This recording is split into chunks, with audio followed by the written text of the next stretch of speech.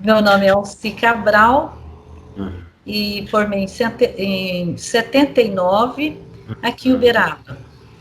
Então, o primeiro momento, a minha experiência foi no Sanatório Espírita. Desde o primeiro ano de faculdade, eu quis fazer Olha só. um estágio e queria conhecer a saúde mental em atuação de perto. Então, eu Uhum. comecei desde o primeiro ano de faculdade como estagiária no Sanatório Espírita e fiquei durante 5 anos no sanatório fazendo estágio. Então, todos os meus horários de folga eu ia para o sanatório. Foi uma experiência muito válida. Tenho muito a agradecer aquele período no Uhum. sanatório com todos os profissionais que contribuíram muito para o nosso crescimento e o aprendizado na época. Uhum. Na época também nós tínhamos vários grupos de estudos no Ambulatório Maria da Glória, doutora Duroaldo, que era o psiquiatra, que tinha vários grupos de estudos, e a gente participava de vários grupos de estudos. E esse foi o meu início, logo no início da minha faculdade, quando estava próximo do terceiro ano, eu quis iniciar uma formação e comecei uma formação em psicologia transpessoal com o Léo Matos, que foi um dos pioneiros da psicologia transpessoal no Brasil. Ele, Uhum. o Léo Matos, Pierre Vaio e Stanislav Grof foram os pioneiros do Brasil da Uhum. psicologia transpessoal. Comecei a minha formação quando eu estava mais ou menos no terceiro ano. Depois, como a transpessoal ela dá uma abertura muito grande para outras formações, mesmo você mantendo a formação como base, a transpessoal, então eu acabei fazendo a Gestalt, terapia, psicologia familiar sistêmica, Uhum. hipnose clínica, várias outras formações que contribuíram para que eu desenvolvesse o trabalho que eu desenvolvo hoje.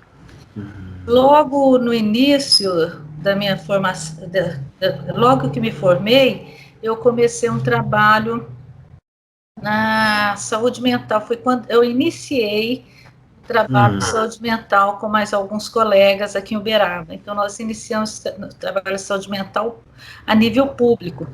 Então, Uhum. iniciamos o trabalho de saúde mental a nível público, pela Prefeitura de Uberaba. Foi um trabalho interessantíssimo, porque não existia Uhum. isso, e a formação da maioria dos profissionais era uma formação psicanalítica, que exigia todo Uhum. um setting para ser atendido e acompanhado o paciente. E, por um outro lado, eu tinha uma formação que me dava uma abertura para atender a pessoa inteira, onde ela estivesse, se fosse dentro de uma unidade de saúde básica, na sua residência ou em qualquer outro lugar que poderia ser. Então, isso foi muito bom para mim no meu início de profissão e no início de serviço de saúde pública. Uhum.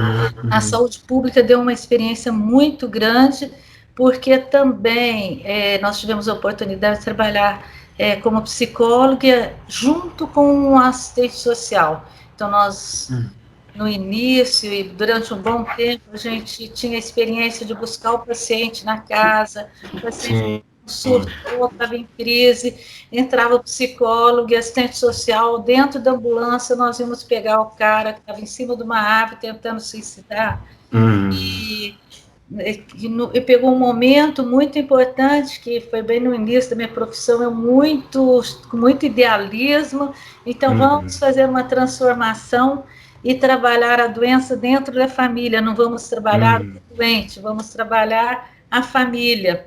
E a Uhum. doença sendo dividida no contexto familiar.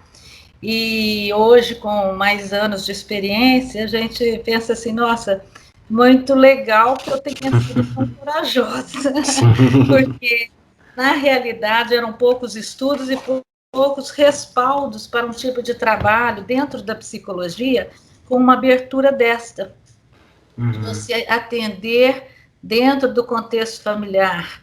Poucas pessoas naquela época tinham conhecimento que isso era possível e redividir a doença era saudável. Uhum. Então foi um trabalho muito bacana e graças a essa formação inicial que eu tive, que mostrava a possibilidade e a importância de tratar o indivíduo onde ele estivesse, e que a doença não era do indivíduo, da doença é do todo. Então essa visão ajudou muito no início. E a experiência de ter trabalhado no sanatório espírita, e de uma forma muito ingênua ainda, eu comecei, eu não tinha conhecimento da psicologia, eu fui conhecendo a psicologia estando dentro do sanatório. Então, eu tive a oportunidade de atender o paciente dentro do isolamento, paciente muito agressivo, fechadinho num quarto, a coordenação do hospital falou, olha, o paciente é isso, eles passavam o prontuário e falava, vai conversar, vai conhecer um pouco desse paciente.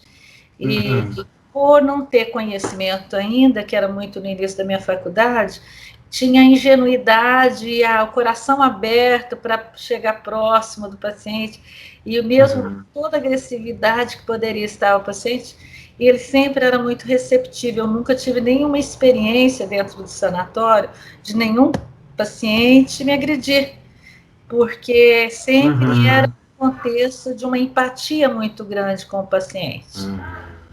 E naquela época, e a partir do momento que eu comecei a ter maior conhecimento da profissão, eu comecei a questionar algumas questões do tratamento psiquiátrico dentro do hospital psiquiátrico. Não a atuação do profissional psiquiatra, mas o tratamento do paciente dentro do hospital psiquiátrico. Manicomial, né? O cuidado manicomial. Exatamente.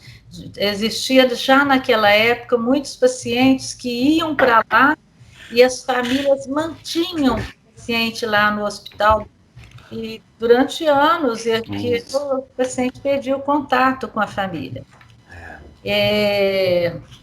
Então, isso eu tive essa oportunidade de conviver com essa história, né, dentro do sanatório, e tive a oportunidade que eu acho que foi um privilégio muito grande, de trabalhar no serviço de saúde pública, com uma equipe de cabeça muito aberta, que possibilitou eu estar trabalhando de uma forma muito mais aberta e questionar outras coisas.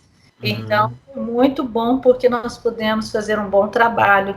Eu considero que tenha sido um bom trabalho de acompanhar, a partir desse momento, acompanhar muitos pacientes psicóticos nas suas residências, acompanhar as famílias, e mesmo quando ainda estava no sanatório, a possibilidade de contato com essas famílias e preparar as famílias para receber esses parentes, esses familiares, e de aceitarem a sua própria loucura para lidar com a loucura do paciente.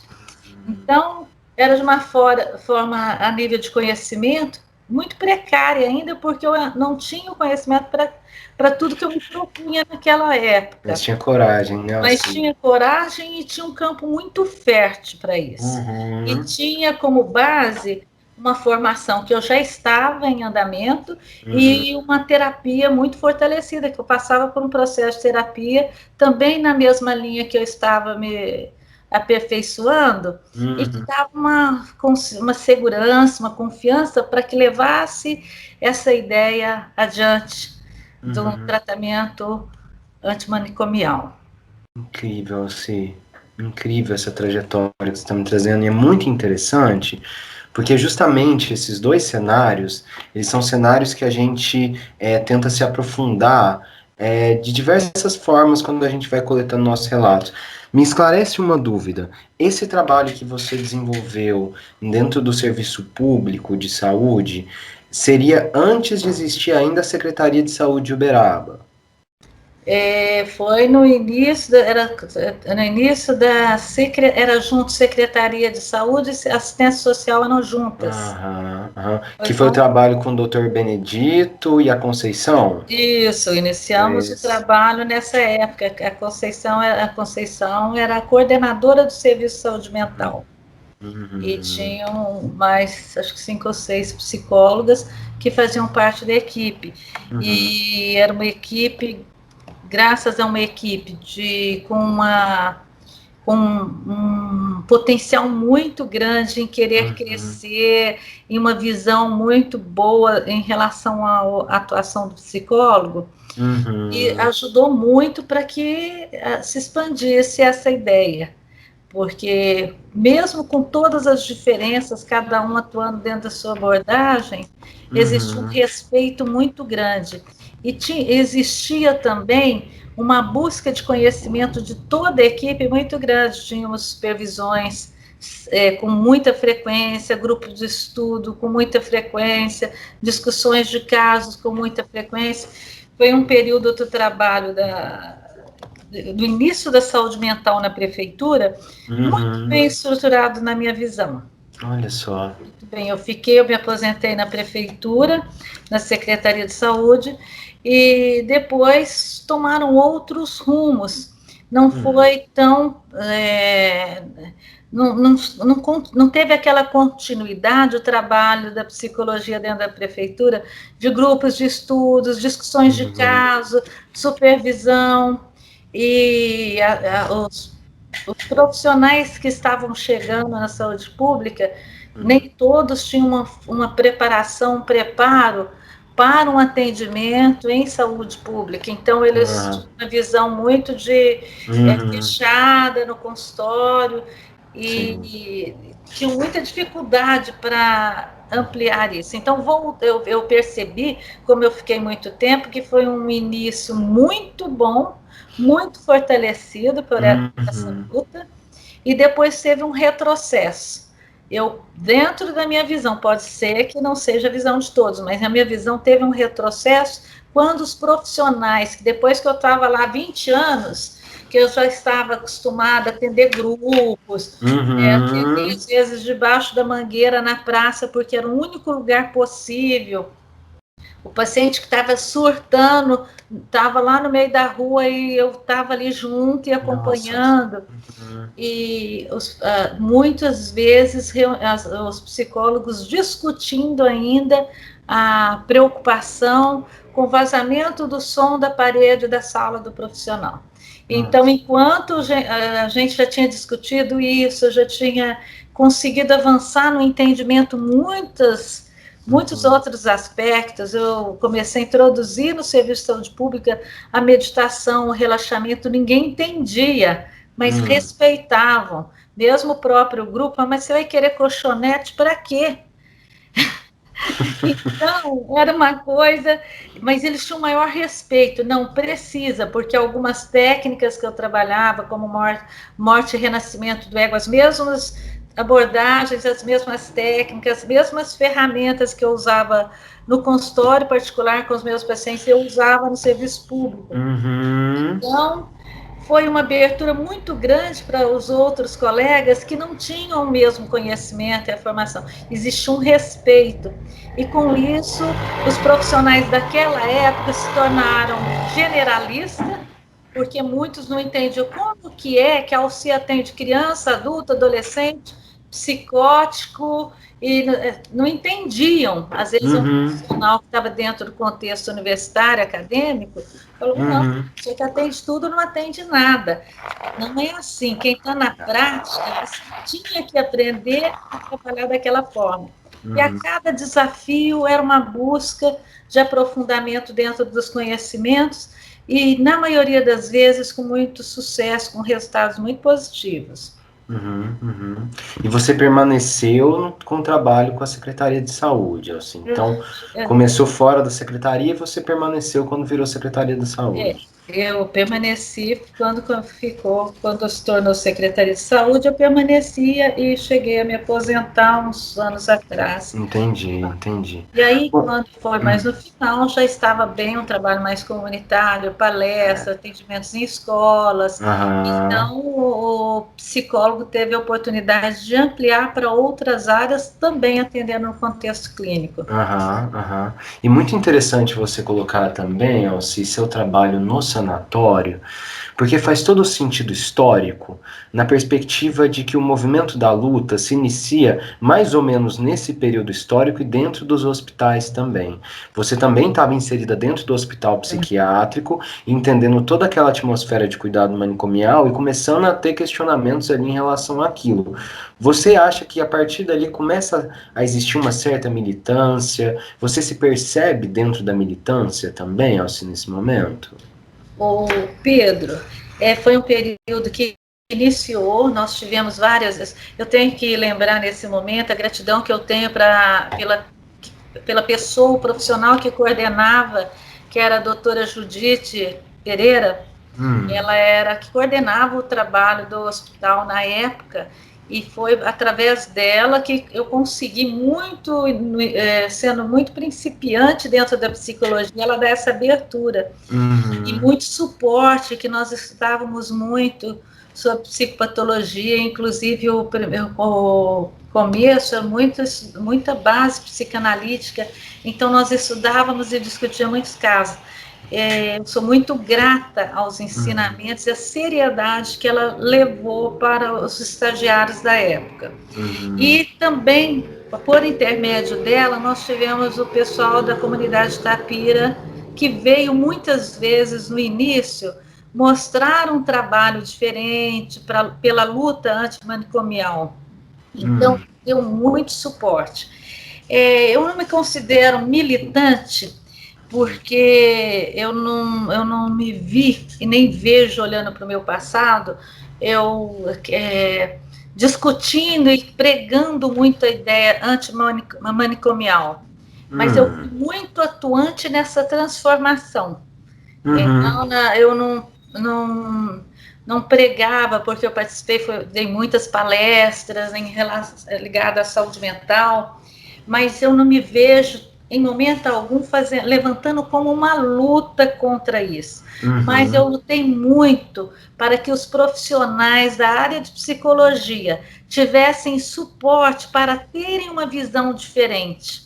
Isso. Porque o que eu percebia era que não era questão social só, não era questão de instituição, era muito já também incutido no próprio profissional a falta de conhecimento, a falta de abertura, uma base teórica que não permitia uma ampliação, eles não conseguiam ver uma possibilidade de um atendimento num contexto, no meu ponto de vista, mais humanizado. Então, eu lutei muito para levar para os profissionais, inclusive dei grupo de formação durante muitos anos, para mudar esse paradigma em relação ao doente mental. Isso sim, mas não lutando como militante para trabalhar para não internação, por exemplo. Sim. Sabe? Não entrava nesse contexto, eu entrava no contexto da preparação para que esse doente mental estivesse vivendo conosco na sociedade. As mudanças de prática, né? As mudanças de atuação dos familiares. Então, por exemplo, quando eu estava na unidade básica, era indiscutível que o psicólogo tinha que ir na casa e trabalhar com os familiares quando existia um doente mental, porque o problema não era só do doente mental, não. Então, tem esse paciente, então vocês podem reservar um horário, porque esse tipo de paciente eu tenho que atender ele e toda a família. Então, não é ele só, ele não é o doente, ele é um porta-voz, e isso a família precisa entender e redividir essa doença. Nossa, eram trabalhos maravilhosos que a gente conseguia com essa mudança de paradigma. Então, eu fiquei muito mais nessa luta em preparar e ajudar, me sentindo muito responsável em preparar profissionais para que tivesse condições de ter esse tipo de visão. Sim. Entende? E teve um grupo muito forte que trabalhou em uma outra linha, e o que eu também admiro, e precisávamos desse outro grupo, que foram muito mais militantes dentro dessa questão política e social. Bom, mas cada um dentro da sua atuação, né, se sendo uma atuação mais política ou uma atuação muito mais enquanto categoria e prática profissional, Sim. isso posto, Alci, se considera parte do movimento da luta antimanicomial? Não tem dúvida, me considero sim, porque em consequência desse trabalho, nós evitamos muitas internações, e modificou muitos pacientes que eram reincidentes em hospitais psiquiátricos. Durante muitos anos, passaram, pelo menos o tempo que eu estive na prefeitura, eles não foram internados novamente. Nossa. E tinha essa referência, né? Então, isso foi muito bom, e a discussões com outros profissionais, que eu percebia que tinha uma abertura, eu tenho certeza que eu tive uma grande contribuição nessa área e nesse tempo de transformação. Foi muito importante, sim. Eu tenho certeza também, Alci. Isso é muito bom, isso traz uma satisfação, porque é possível ter uma visão de como que era, é possível, eu consigo visualizar como que eu iniciei, como que eu vi, porque eu vivi na pele, vivi na prática, indo todos os dias no sanatório, vendo amarrar pacientes, levar pacientes para o isolamento, e às vezes tinham que tirar a roupa para o paciente não usar da roupa para se enforcar ou se autoagredir. Então era uma coisa muito violenta para ser visto. E como eu acompanhei isso, eu tinha assim, não era algo que alguém estava contando para mim que existia. Eu sabia que aquilo teria que mudar. Entendeu? E sinto muito feliz de ter feito parte dessa mudança, tanto lá dentro, que participei, eu tenho certeza que eu tive muita atuação de transformações ali, como fora também. Eu também tenho certeza. E eu fico pensando aqui, né, Alci, que essa luta, que é uma luta que ela, obviamente, existe uma marca profunda aí provocado por estar dentro de um hospital psiquiátrico nesse momento, ela acaba que se torna uma luta ética, né, uma luta pessoal, se não no campo da política, no campo da atuação, no campo da formação, no campo das práticas, né, e você também dentro do trabalho em saúde pública, eu imagino que isso já traz toda uma percepção completamente diferente do cuidado desses sujeitos que estavam ali institucionalizados, né, Alci? Exatamente. E uma coisa que a gente leva muito em consideração é que as pessoas dessa geração que vivenciaram tudo isso, elas tiveram que inventar uma alternativa. E aí a gente já está falando sobre a nossa rede de atenção, os nossos serviços substitutivos, o nosso cuidado alternativo em saúde mental. Você percebe, Alci, e eu imagino, já consigo imaginar a resposta, que existe uma ligação entre os nossos serviços substitutivos, a nossa rede de atenção e o movimento da luta? Como que é isso aí? Como que se organiza para você? Se eu percebo que teve uma modificação. Que existe uma relação entre o movimento da luta e a construção da rede? Com certeza, porque a partir dessa luta e dessa consciência social, os profissionais tiveram que mudar as suas formas de enxergar e de atuarem, e foi algo que foi acontecendo junto. Não tem dúvida que precisa de que isso tudo forme uma grande engrenagem, onde uma modificação leve a outra. E a visão de que nós somos todos uno, que existe uma ligação entre todos nós como uma rede, então o nosso comprometimento e a nossa dificuldade e facilidade para lidar com a loucura também teve uma grande interferência. Isso também é um marco da evolução nossa como ser humano, evolução psico e espiritual, que hoje é tão estudada e tão discutida vários lugares do mundo.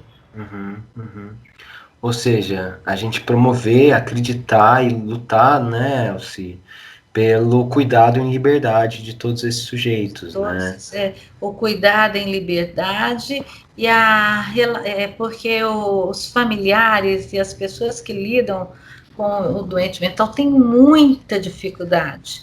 A Uhum. dificuldade é muito grande, então, na realidade, não é uma rejeição por rejeição, e não só também rejeitando a sua própria loucura, a dificuldade por falta de conhecimento, de não Sim. saber como lidar. Uhum. E quando tem um suporte, essas pessoas, familiares, podem lidar com o seu doente com muito amor, com muita compreensão do que está acontecendo e sabendo que ele Uhum. faz parte, não, ele não é só aquilo, ele faz parte de um contexto completamente diferente. Sim. Então, não é só trazê-lo para a liberdade, é ter essa compreensão e entender que nós temos uma ligação uns com os outros. Muito do que nós estamos enxergando no outro está dentro de nós. E Uhum. muitas das nossas dificuldades a gente projeta no outro. Então, Uhum. quando você tem essa compreensão, é muito mais fácil de lidar com a pessoa que está num contexto momentaneamente ou num contexto de uma situação fora da nossa realidade, que existem muitas realidades, né? Uhum. Partindo do princípio são muitas, ele está fora da nossa. Uhum. Uhum. Uhum. É, E se a gente conseguir adentrar nessas realidades e oferecer algum tipo de cuidado, né, Elci, isso já faz toda a diferença para a existência daquela pessoa, para o cuidado em liberdade, para a saúde mental. Eu queria só saber de você, como que você percebe, Elci, a importância desses serviços comunitários, da rede de atenção, dos serviços substitutivos, para esse cuidado em liberdade que a gente está falando. Como que você vê isso, a importância dessa rede que a gente produziu? olha, eu acho que a maior importância está na rede básica de saúde, em ter este conhecimento. Eu acho que ainda precisa muito ser divulgado e levado muito esse conhecimento para os profissionais da área de saúde, Olha só. especificamente da saúde mental, porque por mais que os anos tenham passado, que muitas coisas mudaram, ainda eu percebo muita limitação para o entendimento da saúde mental dentro do próprio contexto profissional, do grupo profissional, e a rede básica, tanto a rede básica de saúde mental como psicossocial também, precisam caminhar juntos, não tem Uhum. como ser um trabalho separado. Existe uma pessoa que é um morador de rua, uma pessoa que está andando, surtou e saiu caminhando. A assistente social vai lá e leva lá para casa ou leva para dormir em algum lugar e não tem uma continuidade, tem um corte. Vai Uhum. numa UPA, a pessoa está num processo de manifestação de um surto, eles dão uma medicação para a pessoa dormir ou tentam uma internação no sanatório. Não sei, não, se existe, não é do meu conhecimento, um Uhum. suporte da assistência social e o psicólogo junto para dar continuidade, para dar um acompanhamento para o doente e para a família. Não Uhum. existe isso. Às vezes o doente mental chega no hospital clínico, os próprios profissionais da área de saúde têm medo e não têm conhecimento do que é. Olha só. Então, trato assim, não vamos o quanto mais rapidamente sedar aquele paciente, mais tranquilo eles ficam. Que corresponde isso? É um despreparo e a falta de ter pelo menos um assistente social e um psicólogo que estejam acompanhando o caso aconteça Ainda Uhum. existe isso nos grandes centros, em hospitais não públicos, né? Uhum. Já existe um suporte do psicólogo, mas na rede pública é muito importante que tenha esse suporte, sim. E é a partir daí que a mudança pode acontecer. Uhum. Uhum. Esse cuidado feito em comunidade, né? Esse cuidado Em capitalizado. comunidade, Perto da ampliar família. próximo da família, trabalhos em grupos, redividir toda essa doença com a família, com a sociedade. É uma visão muito mais ampla do que só aquela questãozinha da doença, da pessoa que foi diagnosticada isso. Então, nós temos que entender toda a nossa corresponsabilidade em cima daquela situação. Ok. Entende? Sim. E Uberaba tem um pouco isso, né? Os profissionais da saúde mental, principalmente, todos eles também têm um trabalho com o espiritismo, né, Alci? Isso se sobrepõe de alguma forma. Uma coisa que eu fiquei, assim, depois tomei conhecimento, que muitos hospitais psiquiátricos têm uma ligação com um acompanhamento do espiritismo. Sim. Depois, conversando com o Dr. Calil, que também ele teve muita experiência em Itapira, na comunidade terapêutica de Itapira, aí ele contava muitas experiências espíritas, das pessoas que eram médiuns espíritas, mesmo o Chico Xavier está indo lá na comunidade, fazendo um trabalho de tratamento espírita, muito legal, e vem ligar com o fato dos trabalhos de Stanislav Grof, que é emergência espiritual. Depois de muitos anos, ele desenvolve um trabalho dentro da psiquiatria, falando dos níveis e a emergência espiritual, que não é só uma questão da doença, que é a manifestação espiritual da pessoa. Muito legal também, que depois de quanto tempo que surge o Grof com esse trabalho nos Estados Unidos. Bom, de alguma forma isso também conversa com o que estava acontecendo aqui, esse trabalho que unia esse saber científico, psiquiátrico, neurológico, psicológico e espírita também, Alci? Qual é a sua pergunta? Se esse trabalho do Grof, desse autor não, também... Na época não, porque na época eu não tinha esse conhecimento ainda. Na época eu estava conhecendo, era muito... No início da minha... Ainda estudante, depois no início da profissão, e eu fui conhecer o trabalho do Grof depois da minha formação em transpessoal, que ele veio para o Brasil dar alguns cursos, e aí eu passei a fazer cursos com o Grof. E ficou muito, veio esse conhecimento da importância de quem lida com a doença mental, ter conhecimento sobre as emergências espirituais, que é um trabalho científico que ele desenvolve. Você conheceu alguma coisa do Grof, não? Não tive leitura. Depois você procura e vê um trabalho muito interessante para quem que busca esse conhecimento e essa liberdade do doente mental, porque a liberdade vai acontecer propriamente dito quando tiver o conhecimento, quando as pessoas tiverem o conhecimento, que aquilo não é uma doença e que é um ser separado, que todos nós fazemos parte do contexto e nós temos que ter esse entendimento qual que é a nossa corresponsabilidade naquilo. Em contexto menor é a família, em um contexto social somos todos nós.